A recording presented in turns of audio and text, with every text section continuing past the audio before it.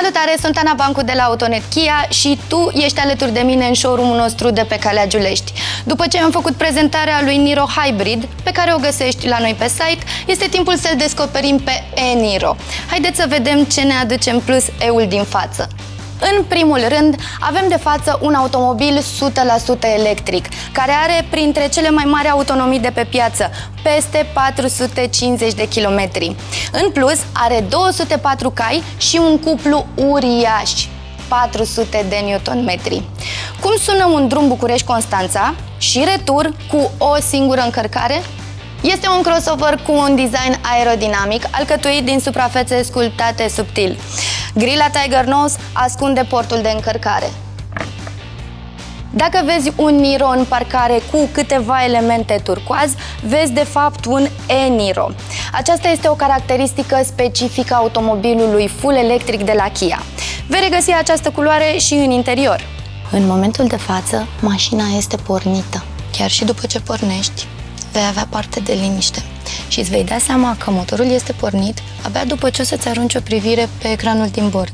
Interiorul este definit în primul rând de mult spațiu, dar și de designul modern care se îmbină perfect cu tehnologiile specifice automobilelor care se încarcă la priză.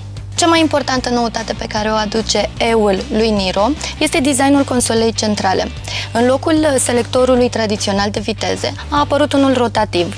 Totul este intuitiv și ai la îndemână toate comenzile principale. Pe ecranul de 10 inch poți vedea care sunt stațiile de încărcare din apropiere, cât este de plină bateria sau ce distanță mai poți parcurge. Știai că e-Niro îți poate face o carte de vizită a stilului tău de condus? Apare la bord și te ajută să-ți adaptezi conduita în funcție de traseul planificat. Și, dacă ți-e dor de școală, poți primi un calificativ. Apare în procente cât ai mers de econom sau dinamic.